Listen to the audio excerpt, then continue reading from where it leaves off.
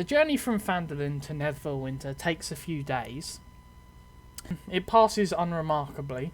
Most of the goblins have moved away since the Cragmore clan have been dismantled by you and the rest of the Rockseeker Massive. However, one night, shortly after watching Brugnac nearly kill Theron after one of the elf's jokes offended the half-orc, Another Tuesday, you close your eyes and await the comforting darkness of sleep to overtake you. You're settling down in a sort of, as you guys usually do, settle down in a small sort of off the path. You make a little camp, secure it, and then settle down. You probably try and drown out the sounds of Theron and Brugnac, their banter going back and forth, with Corin trying to calm both of parties down, and Cassandra either not paying attention or just smirking slyly as I'm watching as she does. And you think, you know what, no, you've had enough. It's been a long day riding. You've had Theron in your ear the entire night. Your mind, as you close your eyes, slowly begins to drift off, and you begin to think of the home that you're heading to, and you begin to dream slowly. Images of your mind come of home that you're heading to with your family. many happy memories. And eventually, unconsciousness takes you. Darkness is absolute for a while, as is silence, until you bolt upright in bed as shattering glass brings you to consciousness. Cold sweat drenches your sheets, and the hairs on the back of your neck stand on end as a strong sense of unease and wrongness wash over you. The slowly dying embers in your fireplace still illuminate your room enough to see the potion vial lying in pieces onto the stone floor from where it had fallen from your vanity table. The smell of your uneaten meat and egg dinner reaches your nose, and your stomach growls reflexively. Rain hammers against the window on the southern side of your room, which I realise I forgot to put in. I don't see it. Mystical rain. It hammers loudly, followed by a low rumble of thunder. Eventually, your nausea and disorientation begins to fade, but the deep sense of apprehension remains. Staring out of the window, it's the dead of night. A terrible storm is hit. And as your memories return slowly to you, you know what has to be done. Your father has to be stopped. Currently, you're still in bed. You collapsed from exhaustion, you seem to remember, without even bothering to take off your clothes. You're still wearing your full get-up. You'd come in from a day of busy work, being out and about, but throughout the past few days and weeks you had a growing sense in your gut. You couldn't really explain it, but something seemed off about perhaps some of the people in your household, but especially from your father. He seemed reclusive. He seemed unwilling to interact with you, even more so than usual. And as this night went on, you came in late after a fruitless day of searching for any form of answers at all. You were invited to your father's latest meeting with some of the other counts and countesses and their servants that had been invited tonight, but you did not go. You was just far too tired, so you came to bed, collapsed, and now suddenly you're awoken by your shattering of one of the vials from the table. So as you come to consciousness, this deep sense of unease is within you, within your heart. What would you like to do?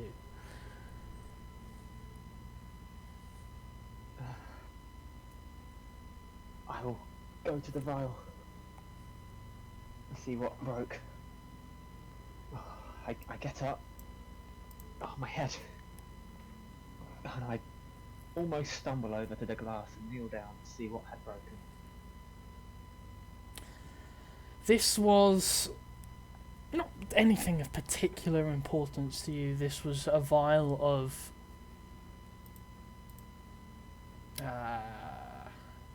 it was just simply a small potion to help you sleep at night, and well, you didn't need it tonight. Usually you sometimes have some problems because it seems to be strange noises sometimes echoing through your manor and through your home. So generally you're kept up by strange shadows darting in the high corners of your room, or strange noises creaking and echoing through the house. And that seems to have knocked off. As you kneel down, another low peal of thunder rumbles, and for a moment you thought it might have even shook the foundations of the house, but that can't be right. This storm is incredible. I would almost think magical. I'm not stupid. Is my fireplace currently lit? It is just barely lit. It's not like as it looks here. It's there are low embers in the fireplace, a tiny couple of licks of flames, but I will light it. alright. To give myself some comfort. I'm quite often eased by the crackling of flames. You flick your wrist and a bolt of flame helps to reignite the embers, and light begins to fill your room once more, bringing you a sense of comfort, a little sense of some familiarity to your room as the colour returns from the darkness and black and white of the night. And it helps to combat this unease that you've been feeling, but not entirely dissipate it. I'd stand there for a bit, trying to collect my thoughts, until probably another crackle of thunder makes me want to go for a walk. So I look around. I'm not interested in the food. That's probably gone by now. I'm not a peasant. It was the evening's meal that you're used to the servant not being there by the time you return, because you usually spend the evenings out. So they have it brought to your room, but you were too tired last night. Yes, I don't imagine there's much more for me to do, so I'll try and ease my nerves on a walk. Alright. I will put my hand on the handle and pause, seeing as if I can hear anyone walking about outside. Alright, make a perception check. I'm too sleepy. You don't seem to hear anything in the corridor outside. Well, unperturbed, I go outside anyway. Alright. Oh, it's been a while since I've done this. There. I think... Hang on, you've got a black... There we go. So as you step outside, it's a quite thin corridor really. You can't really get much more than two people side by side. Probably only one comfortably, two at a squeeze. And you step outside, dead silence, other than the occasional rumble of thunder, which strikes you immediately as odd. Because although it's the middle of the night, you know that your father was scheduled to have his banquet in, of course, the banquet room, as you know very well, is immediately to the north. The guest room, you're staring at the door in front of it, and you know that just through the other side of the banquet room is your own father's chambers. So unless you think They have retreated in there, but you don't hear anything. You was expecting to hear chattering, talking, perhaps even some music, but nothing. Another rumble of thunder. Do I know if the guest room is in use currently? You would have thought that it would have been at this time of night. It's not that late, you don't think? That's the one up to your north. That's the one to my north. Yeah. I will look around for a bit. Very gently knock. I'm sure they won't mind their soon-to-be Count knocking at this hour. You knock. No reply.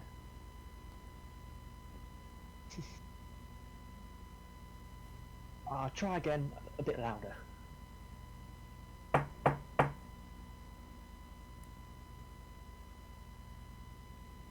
Nothing. Silence.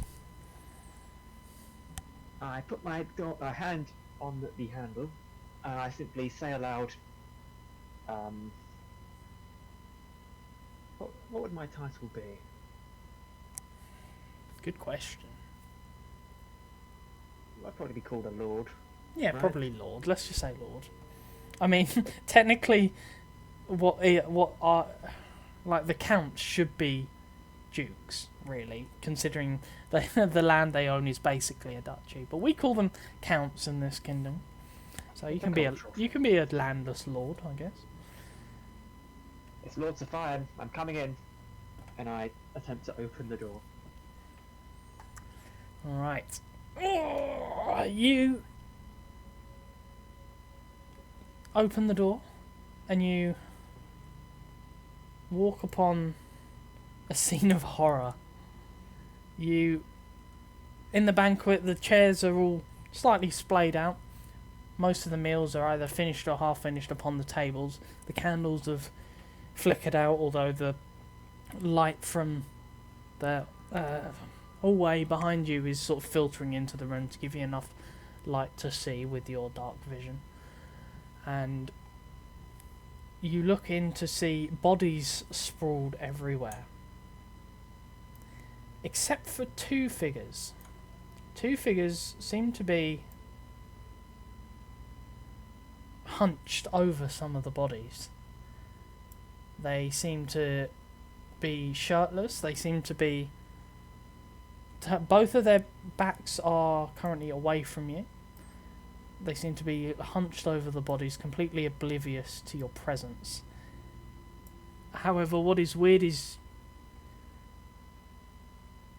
In fact, make a perception check for me. That's better.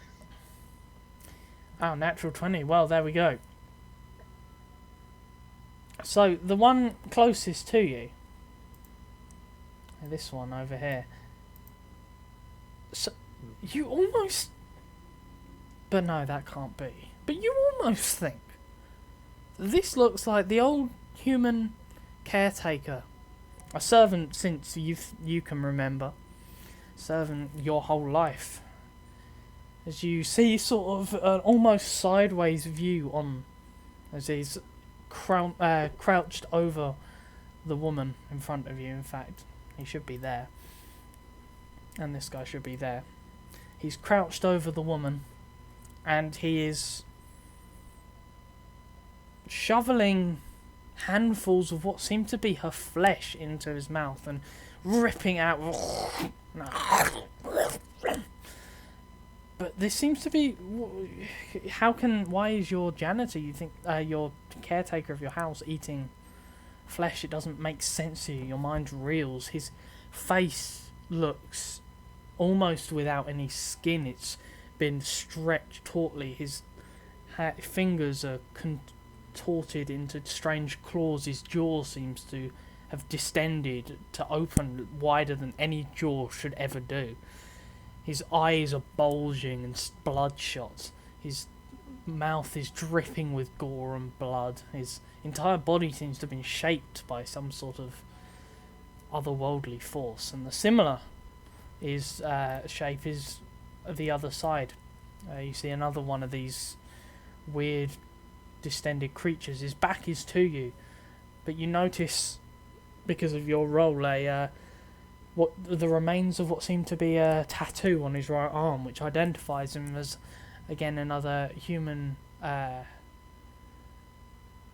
He was the sort of trainer of the guards in this place, at least the human guards. He didn't have the honour of training the elves, but if you weren't to take up a martial lifestyle, he probably would have been the one to have trained you as a child.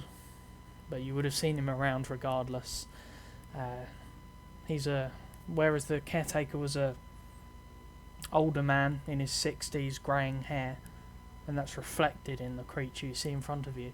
This man was strong in his prime, probably mid-40s, and he's much physically larger, but the same strange distended mouth with too many teeth in its jaw, strange long claws for fingernails. Strangely enough, neither of these creatures seem to be paying you much attention. They're too busy ripping chunks out of what you now recognise as the guests, some of the guests, and they pay you no attention whatsoever.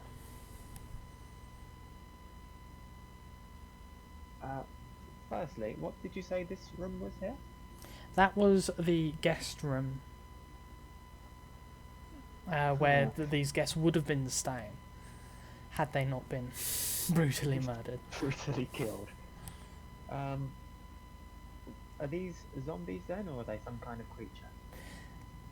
At this point in your life, you've never had much contact with any kind of creature beyond the basic beasts of the forests and the occasional monster in the mountains. You're not... you could roll a... What would it be?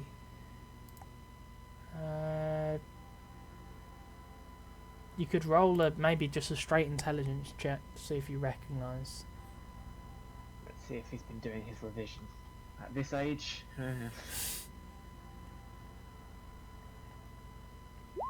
No, not at all. You have no idea what these things are, but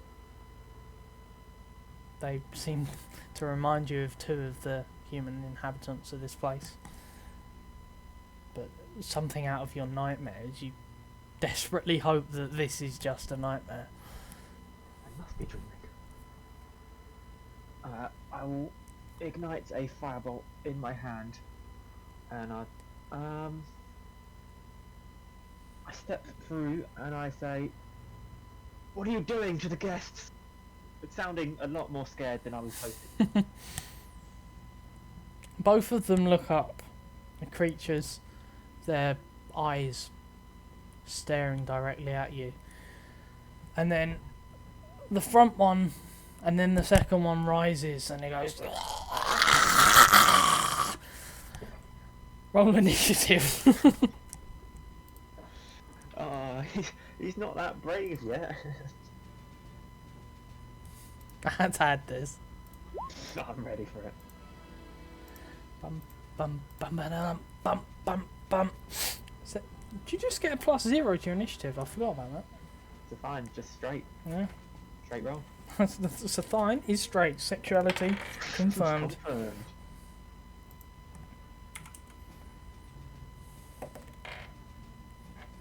Luckily, you're going first.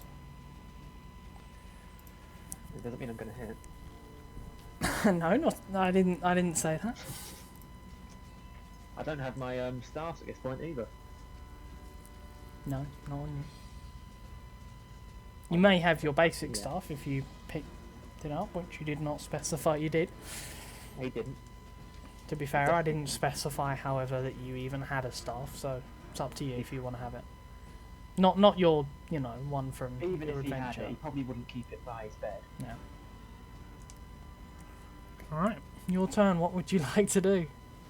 Well, I was holding a fireball. I'm going Yep. to throw a fireball. Okay. See, these things aren't friendly.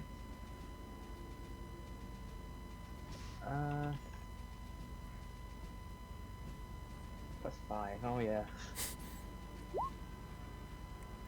16? 16. Which one are you aiming at? Sorry, front one. Oh, the one I. Yeah, my yeah. Caretaker. Caretaker. Old man Jenkins. You hit him. Roll damage. 1d10, I think. The good old days. 3. 3 freaking damage. Oh shit. Okay. Oh shit. Maybe I. No, it's fine. With it. Whoops. That's just. He's just woken up. Give him a break. Yeah. Alright, the caretaker, or what used to be the caretaker, roars at you and begins to lumber on all fours towards you. 3, 4.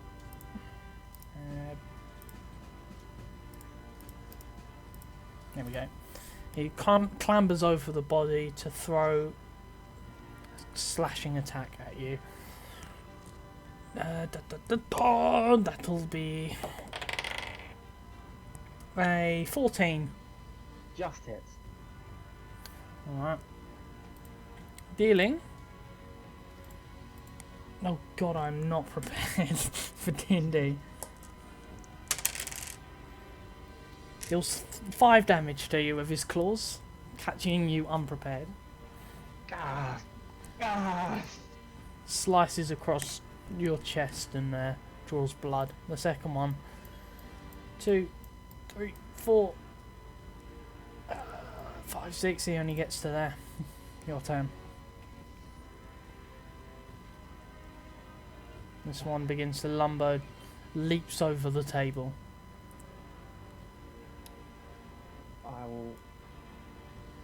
I see them lining up and I go, you asked for it then! Move to the corner and cast a second level Burning Hands. Alright. I don't care if I light the table on fire. I'm angry. What is that, Dex? That is a Dex. Dex saving throw? 13. One in front of you makes it. One behind also makes it, unfortunately. Well, so 19 halved is 9. 9 damage. They both take 9 damage. One in front is looking pretty hurt by that.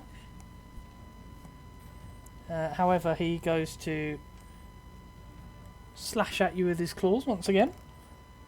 20 to hit. Yeah, it's gonna hit. Alright. Oh, I just realised I should have done this before. Make a Constitution saving throw, please. He's gonna die.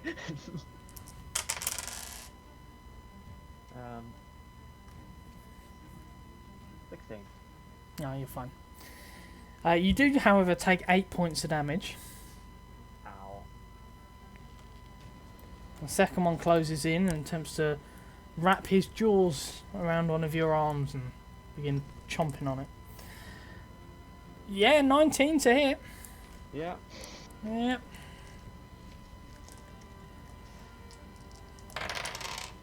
Eight points of damage. Oof.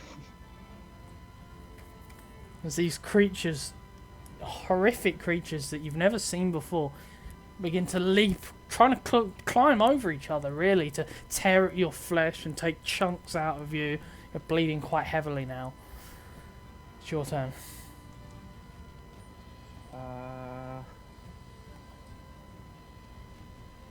If only I had a team of adventurers at frontline. I will cast Firebolt with one of my... with Twin Spell. With Twin Spell. Ooh, let me refresh myself. So oh, you target a second creature, yeah. Go ahead. The first one, the one standing in front of me. 15. Hits. For 5 damage. 5 damage.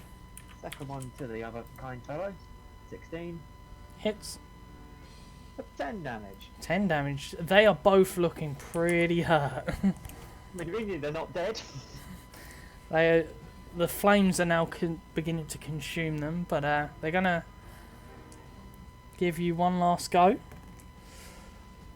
That is a 9 to hit with one of them.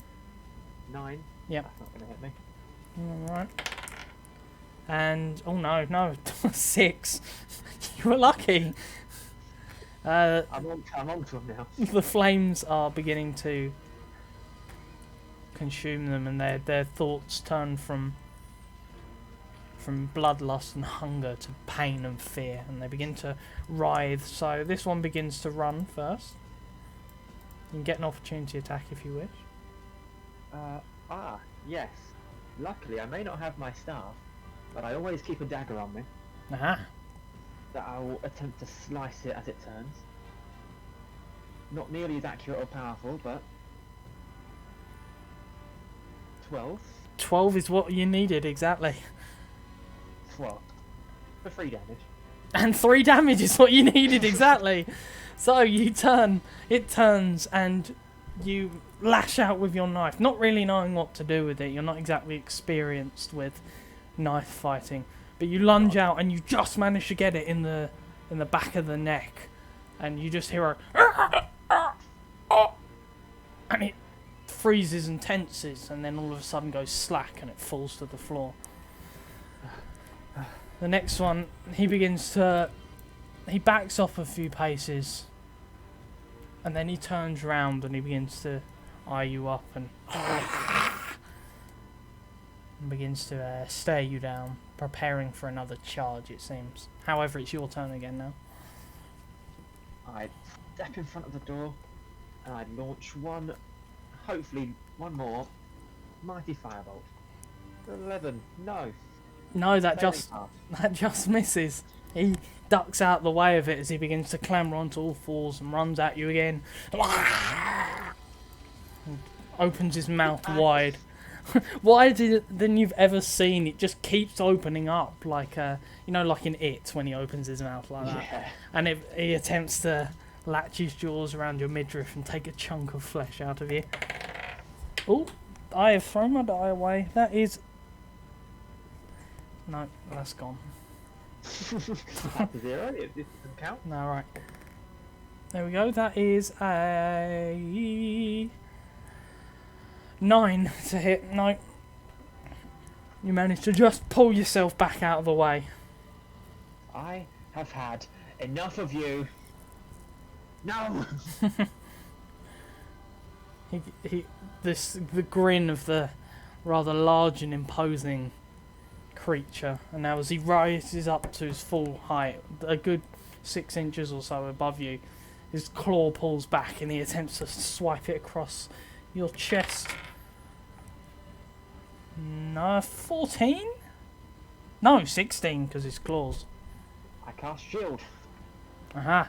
His grin turns to a snarl. Good old snarl of anger and frustration as his claws bounce off of your arcane shield force. And your turn. That is it. And I create a bonfire at his feet. Dodge this one. Is that a dex throw? Saving. That is a dex 13. 4. And he fails it. 3 damage. 3 damage. 3 damage. Alright. He's Still alive. He is indeed. Does he take damage again when he starts his turn or ends his turn? I think it's end. Let me read.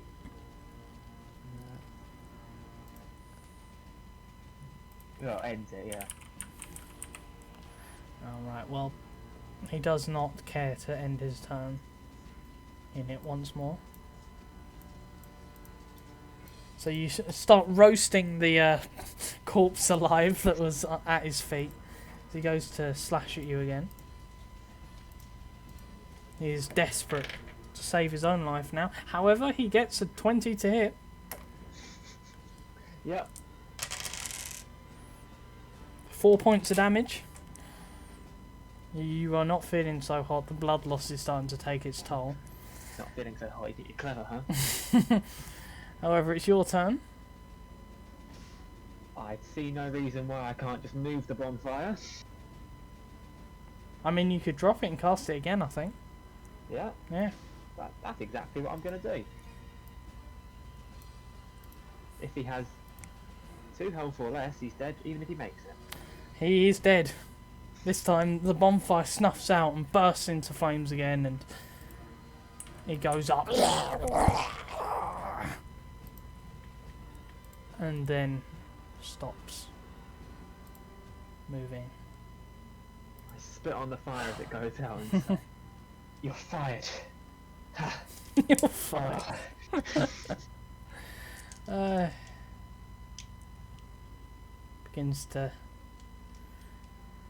Begin to calm down from the horrific things you just saw, and you look down at your wounds and it's not looking great.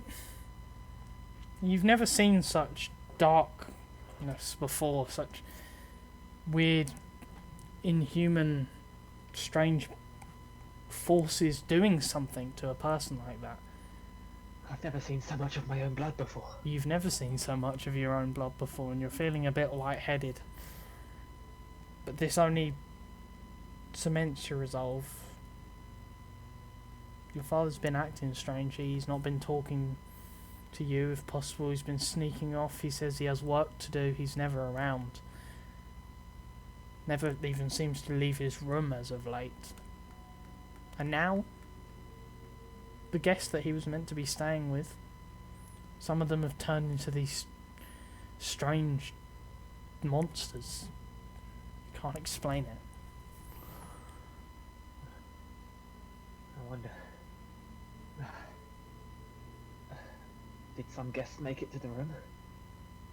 I turn back and I'll listen at this door. Make a perception check for me. 16. 16. You hear groaning. Just and more wet munching sounds, but also different to the creatures you've just encountered. You just hear a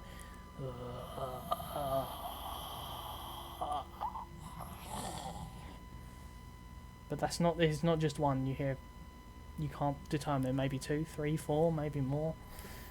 There's a bunch of groaning noises along with the wet meat sounds. I very quietly tiptoe into my room. I look around, I try and think if I would have kept any medical supplies, but obviously no, that would be the servant's job.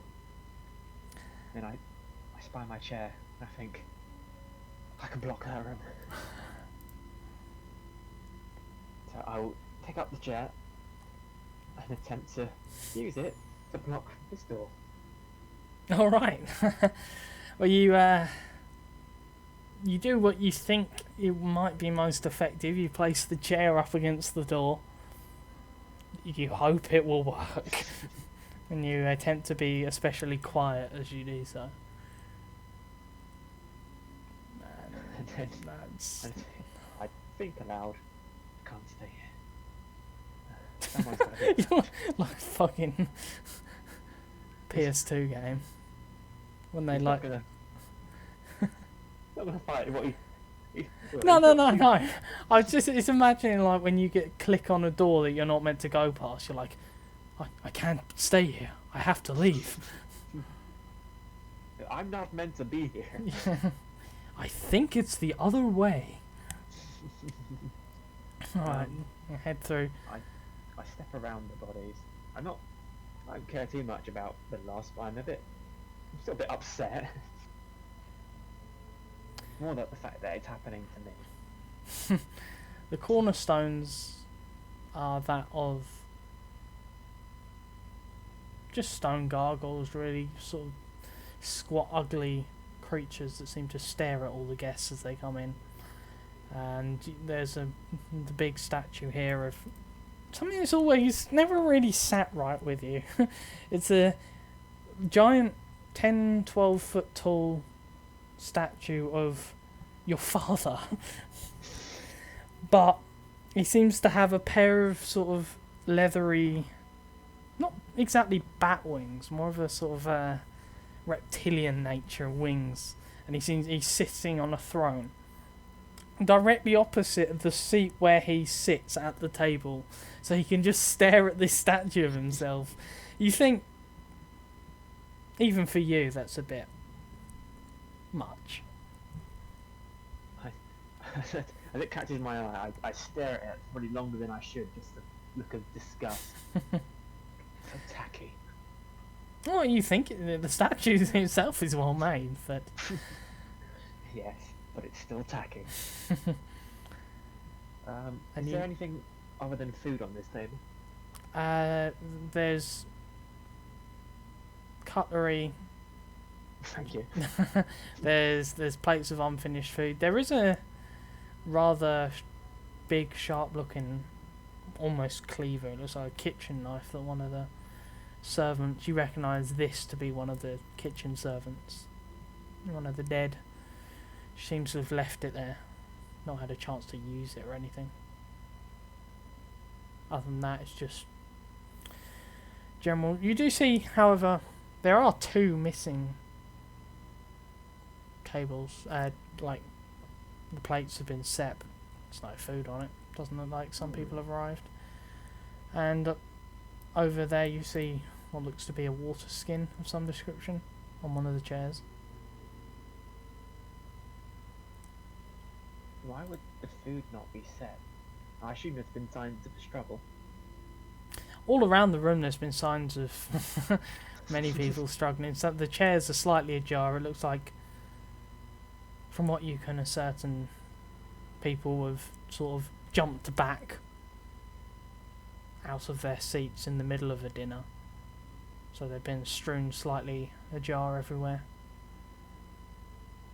Other than that, there's like scuffs on the stonework, but people seem to have mainly not got that far away from the table before they died. I walk around. I noticed the water skin, and I open it and smell it, see what it is. Strong brandy. I take a swig to help my wounds. I'll give you 1d4 hit points back. Why not? Come on, 1. Come on. 3. Yeah, there we go. Yeah. Ah. I think you might be magically enchanted, perhaps, and at the very least it calms your nerves and takes away some of the pain, helps you think more clearly. Thank you, sir, I say to this man. And as I'm doing that, I look up and go, wait, my father's chair. My father! And I run to this door. Almost run into it as I go to run through to see if I can find where he would go, but then I'm like, I should be sneaking, just go Headbutt the door. Boom. not too hard. But Roll initiative. No, I'm joking. you fall through the room. There are 5 dragons. I hit the room. I freeze, thinking, did anyone hear that? Doesn't seem to be any response. Until I go through. Alright. As you see the station where your father's personal guard stands stationed between your father and his wife's. Not technically your mother. Nope. No, it was your mother. No, it is your mother. Yes. Yeah. Well, she's not been. She passed away some time ago, and it's been empty and abandoned ever since. Nonetheless, the guard generally sits there throughout the night. You know him well. His name's Galahad. You don't know the last name. You never bothered to find out. However, he doesn't seem too great. You see him, and to your shock and horror, he is sprawled out on the ground. His eyes and mouth open in terror itself, and he seems to be drained of all form of liquid in his body. It seems to his skin is greyish, sallow, sunken. Seems to be dark sort of tendrils of weird, you can only assume magical energies around him on the ground. But he looks as if someone has, almost with a straw, just drained him of all liquid inside him. He almost looks like a mummified corpse at this point. His shield, his sword is still in its sheath. He didn't even have time, as if he was not expecting any resistance. Normally he'd be sitting there during the nights, and actually really whenever your father was in his room, which recently seems to be almost all the time, sitting outside the door. But you look upon him and you see his eyes and his mouth are open wide in horror and fear and pain, and his skin is shallow, sunken, and it looks as though, with a greyish tint to it, it looks as though it's wrapped around the body, the bones, as almost as if all the liquid has been drained out of it. Looks as though he's almost mummified in the way. His body is like splayed out open. There is tendrils of what you on the floor around him. You thought at first it was char marks, but looking upon it, it seems to be slowly moving, and small tendrils are reaching out in your direction as you draw nearer to it, of what you can only assume is dark magic. Is the only explanation you can give to it, but it's no magic that you've ever seen before. It's nothing that you've been able to thus far wield of your own accord. It looks as though it has drained him of all of his fluids inside his body, so he is a sunken face, desiccated.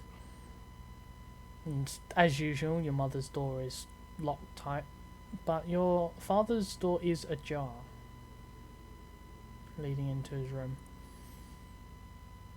I give the body a kick, see if it would rise like the others, ready to jump back if I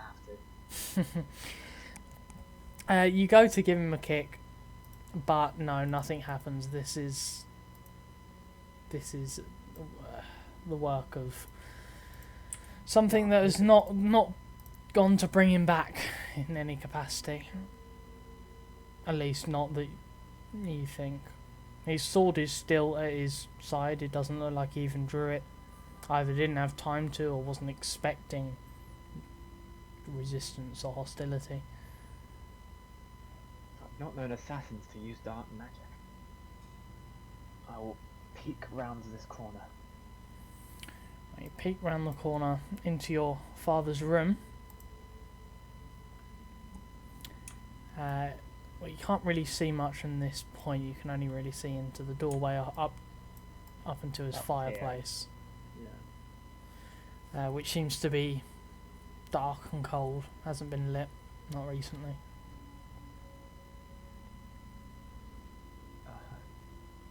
I gently ease into the room here. I'm much more on guard now than I was before. Right, you step into the room. You do die. No. Sethian is written out of the next campaign. No, not. I mean, actually, no, Silent would be fun. You see your father asleep. He's not wearing what the photos looking, but he is. You got your dressing gown on, Father. He's asleep in his bed. You see, he's a similar vanity table to you. He's an elf after all. He also has his other desk. There's a small dagger on it. There's a paper of some description. A smashed glass of his own by the chair. You notice it seems to be have a few of the small same black tendrils sort of feeling through the air and twisting and writhing slowly around on the floor where the glass has dropped. But your father is there. He's asleep upon his very lavish, even more so than your own, double bed that he seems to have kept for many, many years, ever since he shared the bed with someone, although you know that has not been for quite some time. Sleeps on a big, pillowy cushions with a giant stag head on them, like above the bed. You think you seem to remember once upon a time when your father used to go hunting. It was his prized kill, but he's again not done that in quite a He while. loved more than me. Well, but now he seems to be sleeping peacefully, really, quietly. Amidst all the chaos, he does not seem to have stirred or awoken. Did you say there was dark tendrils down there, where the glass is shattered? Yeah. Huh. Well, Stefan, I'm not trying to be stealthy anymore. But I see that and I'm like, what the hell is going on? I get not too close. I get to this side of the table, so the chair's between us, and I try and examine the desk for any clues. Well, as you see on the desk is what I've described before. There is a note of some sort. Not relevant. You're not close enough to pick it up and read it. But other than that, Okay. there's an empty mug. There's a candle that seems to have gone out some time ago. Note seems to be the only thing that would have give you a clue as to anything. I ignite a very, very small fireball in my hand and step very, very closely, very carefully to the note.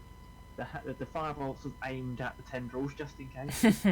They do seem to sort of grow ever so slightly and sort of reach in your direction, like plants reaching towards the sun, but they don't go anywhere or act in a way.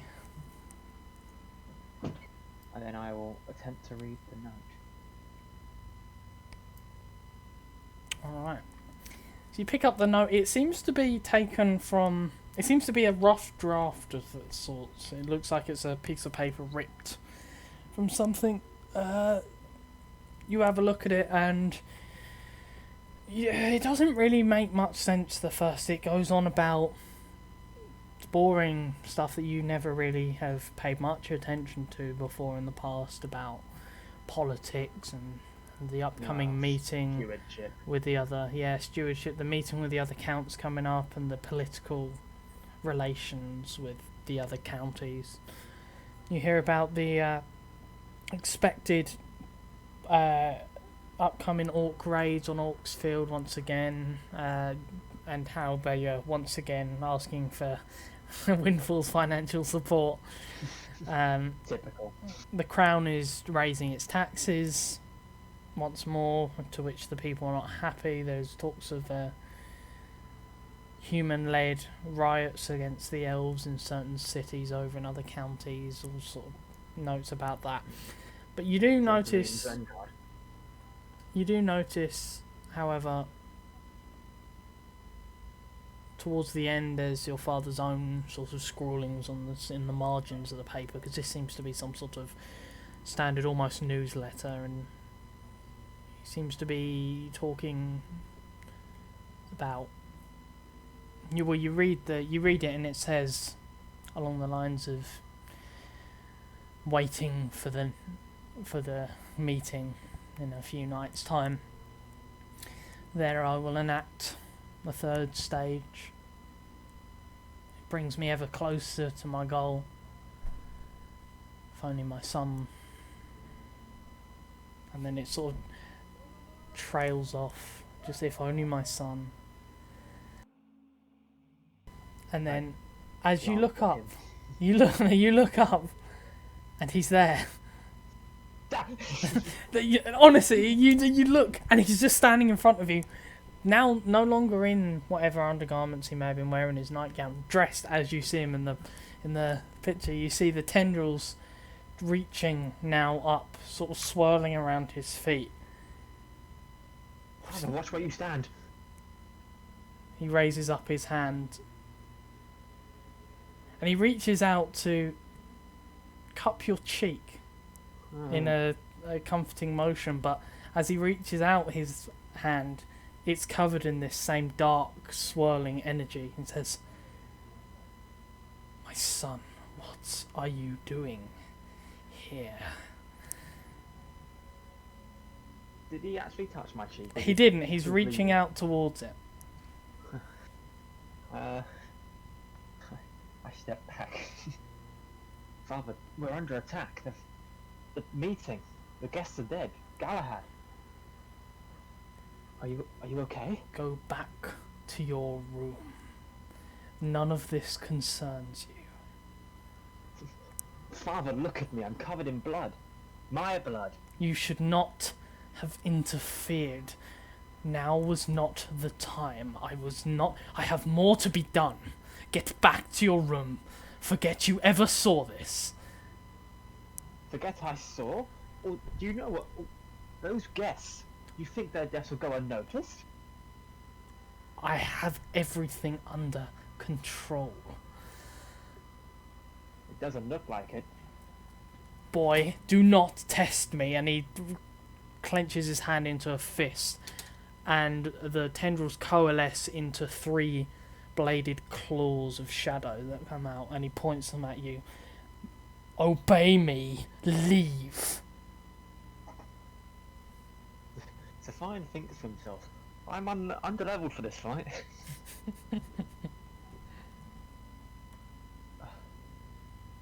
Just out of character a minute. Is this the fight? Because I don't think I can do this. Do I go back to my room and go to sleep in after a long rest? Yeah. I'm not saying.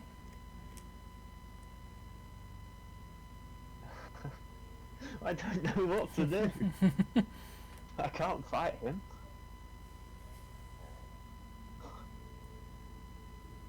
I'm alone. There's no one to discuss this with. You're awful. Another voice enters your head. You're not as alone as you thought.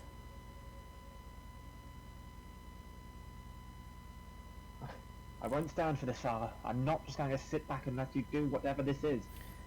He draws closer to you. No. He keeps going if you keep backing away. Right until the wall. Yeah. And then, with the grass, he grasps your wrist, and the shadowy tendrils begin to... They feel like they're burning your wrist, and the pain is erupting within you, and it seems to be spreading along your arm, up your arm, and he grasps it ever tighter. And he says, I will not ask again. And he seems to be quivering with rage, and you've never seen him like this. Get off me! And I grab his arm, which is grabbed my wrist, and I will cast Shocking Grasp to try and tase him off me. Alright. However, this is so you grasp him and then I'm not doing it with my full power, it's just to get him to let go. Well, okay, maybe it is. You don't intend for this to happen, but you hear a low as you cast the spell and you channel the electricity through you. And it's all of a sudden you're filled with this power you've never felt before. You don't mean for it to happen, but it's almost as if you're not channeling the magic. The magic is being channeled through you. And you grasp his hand and you grasp his wrist, and lightning flows through you. You hear a roar of thunder, and then you send a gigantic bolt of lightning through him. Your father flies through the air and is impaled Oh God! right into the antlers. And he looks down at you, and he looks at his chest, and he has the antlers sticking through his chest, and blood begins to pour now down, and he's like, my son, what have you...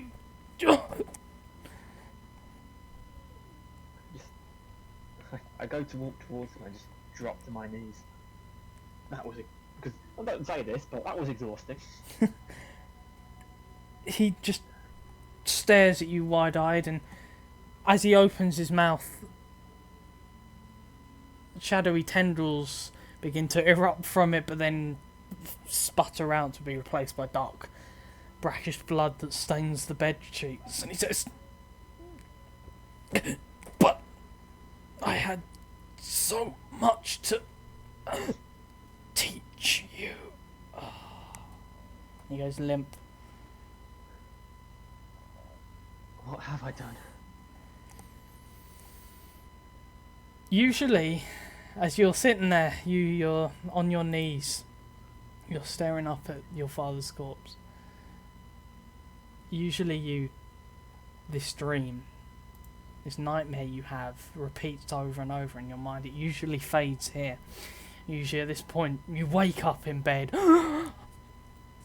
looking around, realising, it's just the dream again. You've had this thought replayed in your head over and over. However, tonight this does not end here. Your consciousness lingers. You're not drawn out of the dream with a start, but your eyes and your very soul is drawn inexorably towards the doors at the back of the room.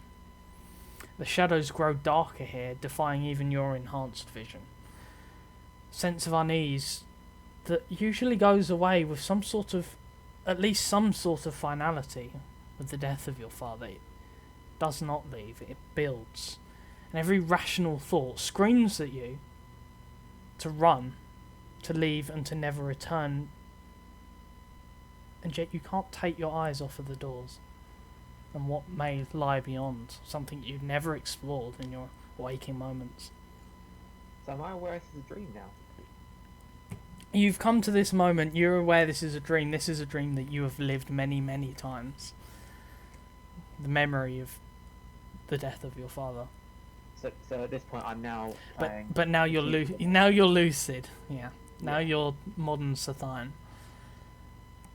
Like, not quite lucid yet, 'cause I'm probably just going to walk to the door like a trance, not even aware I'm doing it. Well, yeah, exactly. And that's what I do.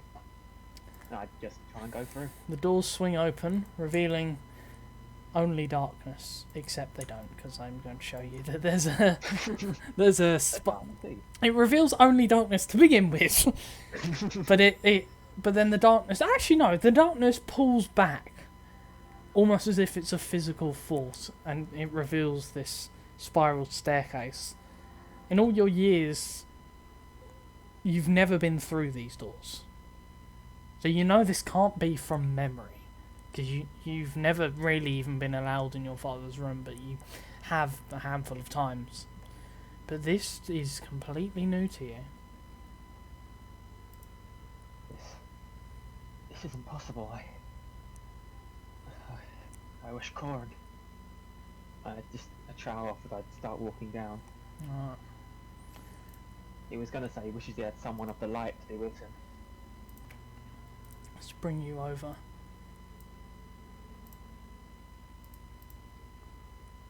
This is a viciously fake room. Yeah, this is it. This is the entire map. There's nothing to be revealed here.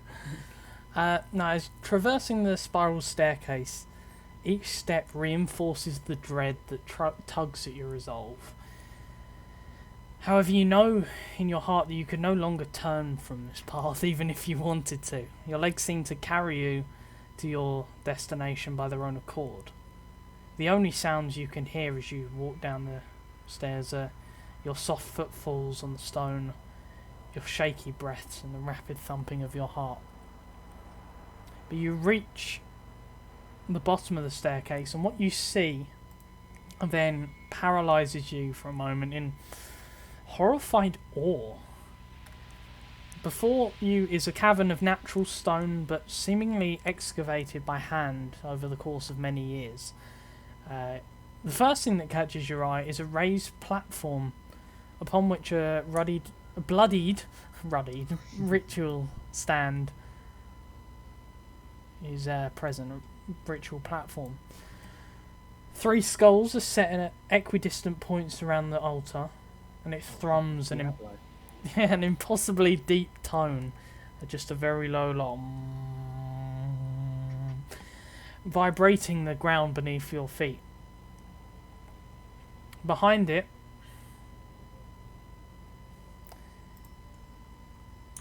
are the skeletal remains of a dragon. Oh my god. I mean, my god. The creature spans almost the entire length of the cavern, half buried in the dirt. Drawn beneath it and illuminating the cave are a series of sickly green magical ritual circles. You try and focus on the intricate spellwork of the circles, but staring directly at the patterns sends chills through your body as what you now can probably figure out is necromantic energy washes over you.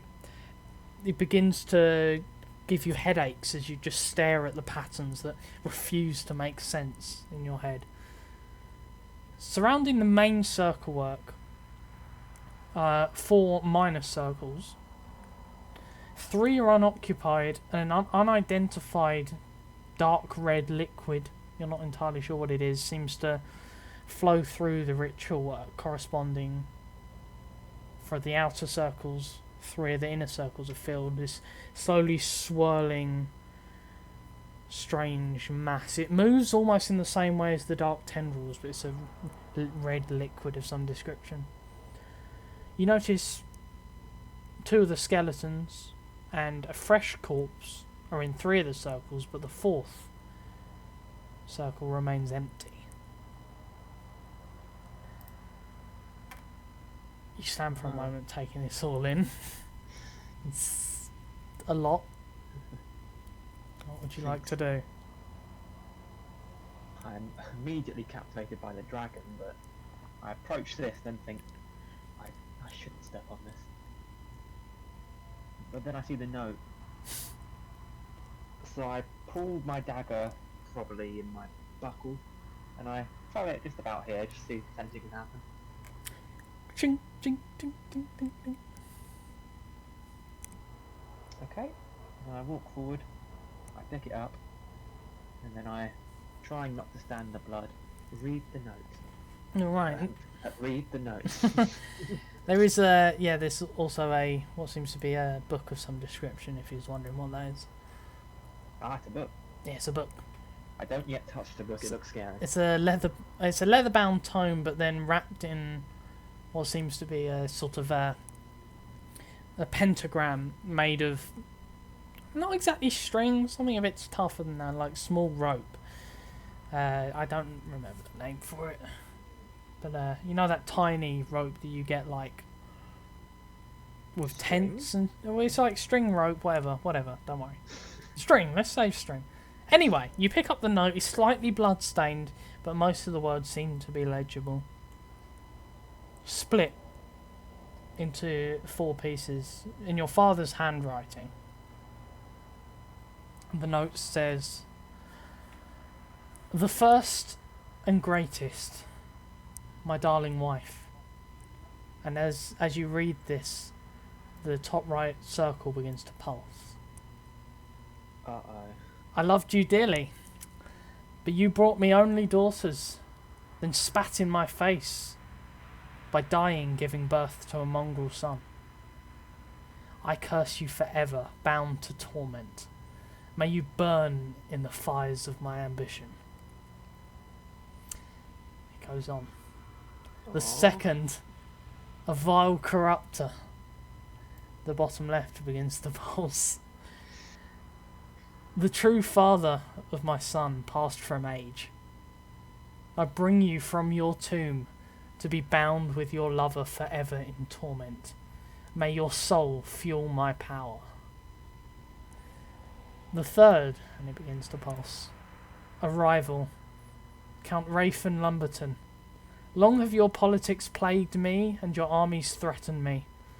You shall be a threat no longer, as your immortal spirit revives a being that will grant me power eternal. The fourth, and the note stops there, clearly unfinished. I drop the note, and my first reaction is to... I go to throw up, but it's a dream, so I'm sort of just retching.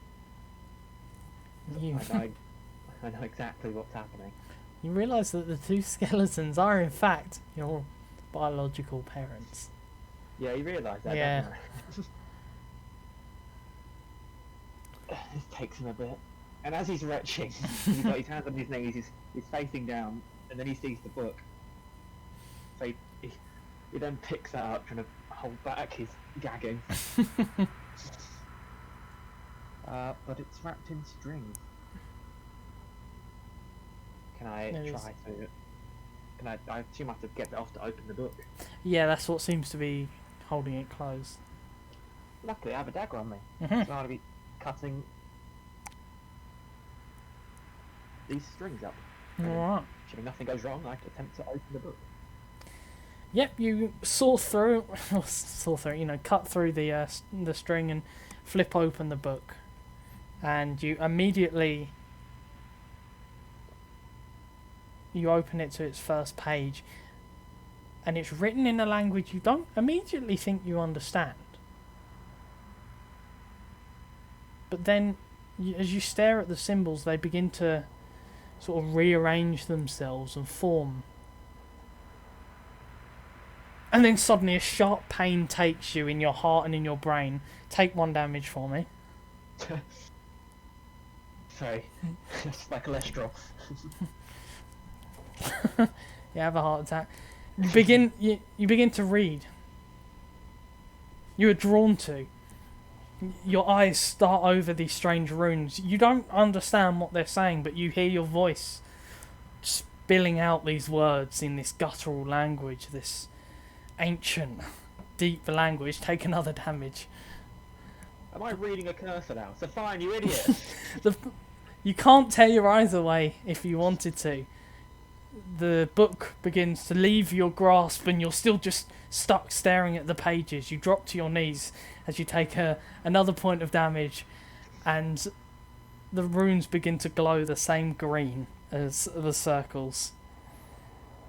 And now the words are spilling out your mouth. You're just like, you want to scream, but you can't stop yourself from saying the words. Take 3 damage. I'm running out of life. You desperately try to think of any way out of this. You try to, but you can't. The pages are flipping by themselves. Take another 3 damage. You feel as though you're about to pass out, as if the book itself is draining the very life force from you as you continue to read, and then the book falls to the ground in front of you. And I fall with it. You fall with it onto your hands and knees. You're finally a breath in. You didn't think you'd ever get one again. It's a dream. The chamber begins to shudder. Chunks of rock fall from the ceiling.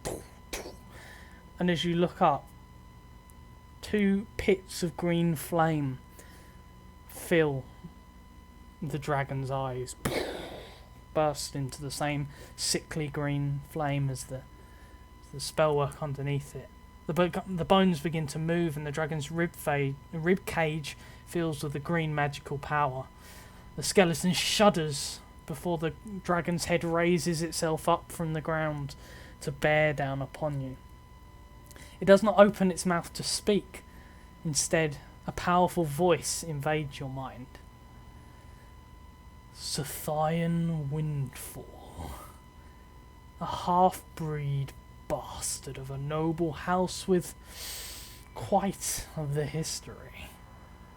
I do hope you have been enjoying the benefits my kin granted to yours so long ago.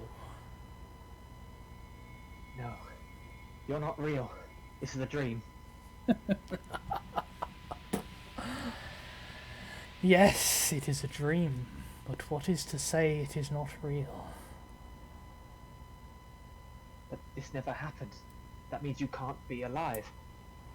Alive! It rumbles again and the ground rumbles. No, I am no longer alive, but did you never stop to consider exactly what your father was working on? He wanted your birthright. Mine? I'm not even noble.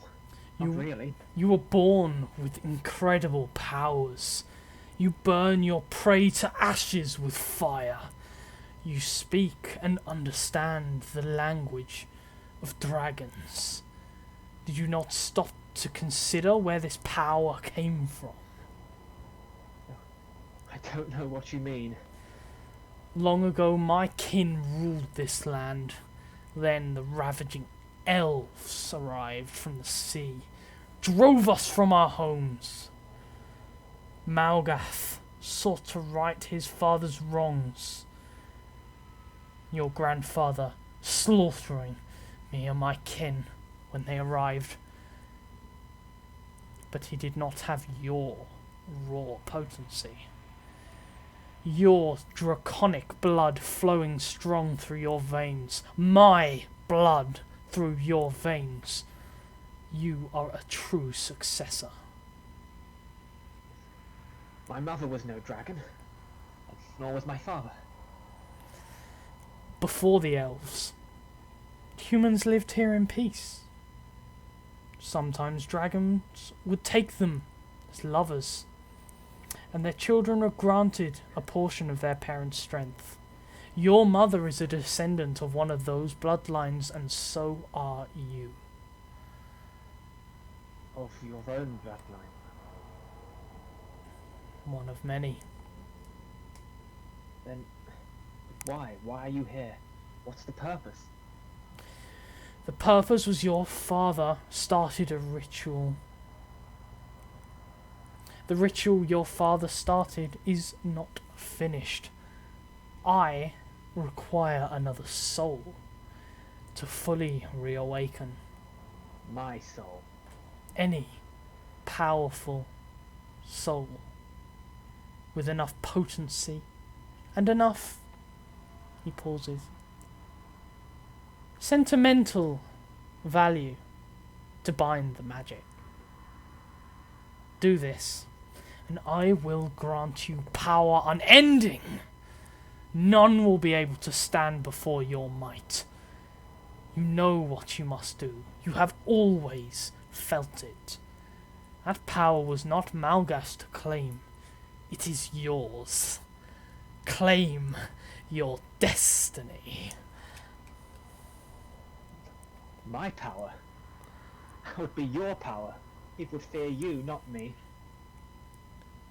Your blood is my blood. We are one. We are kin. No. You're a dead dragon who died long ago, and I will see to it that remains. You need convincing. Very well. As a token of faith, I will grant you a fragment of the power I can yet offer you. And your wrist, where your father grasped you, burns with pain once again. And when you look I'm down, already dying. when you look down, red dragon scales begin to pierce through your skin and emerge from the forearm where your father grabbed you. Meet with me again. Come home. I will be waiting. Your vision at this point begins to fade to black, and you feel the scene in front of you slowly draining into memory. Your eyes grow heavy and soon you drift into a slumber. Once more. And then you come to consciousness in the morning. All is quiet, and the only sounds you can hear are the birds chirping and your companion's soft snoring. The scales on your arm remain, covered in dried blood. And he just says nothing. He's just staring at his arm.